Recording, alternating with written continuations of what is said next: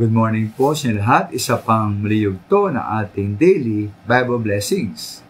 Pamagat po na ating araling umaga ay, may bilang kaya ating mga kasalanan? May bilang kaya ating mga kasalanan? Maminala po natin, di po ba? Alam natin na dapat tayong sumunod at maglingkod sa ating Diyos. Nito ba't kaya may mga Kristiyano hindi sumusunod, nilingkod sa ating Panginoon?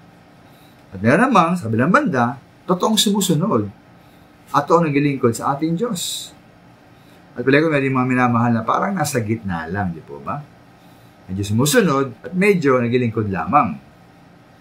Man iba mga minamahal, kaya ganun paglilingkod nila, parang di gaanong sigla, kahit alam nilang dapat silang sumunod maglingkod sa Panginoon, siguro po sila ay nahadlangan.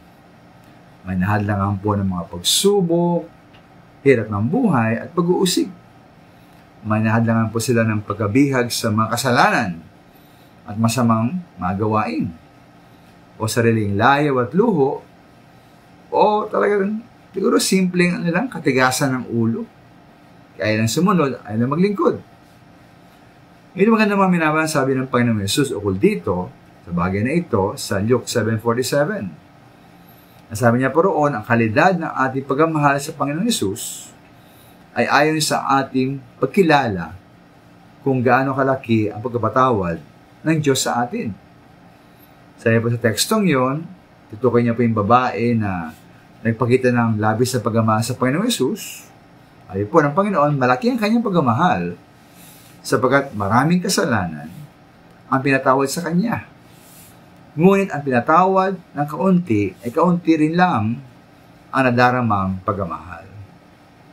Maaari pong malaki at marami ang makasalanan po ng babaeng tinutukoy ng Panginoong Yesus, kung kaya ganoon na lamang ang pagpapakita ng kanyang pagmamahal sa ating Panginoon. Ngayon po sa ating mga minamahal, ilan kaya ang makasalanan na ating nagawa sa ating buong buhay? Yan, napakarami mga minamahal, napakarami. Makasalanan sa isip, pananalita at gawa, makasalanan sa paggawa ng masama, at hindi paggawa ng tungkuling mabuti. Napakarami mga minamahal, napakarami hindi mabilang. At tanging dahil lamang sa biyaya ng Diyos kay Kristo Jesus, o kaya tayo po ay pinatawad ng ating Panginoon. Kaya tanong mga minamahal dito, hindi ba sapat na dahilan ang kadakilaan ng pagkapatawad ng Diyos sa atin para tayo po'y lubos sa sumunod at maglingkod sa ating Panginoon? Salamat po.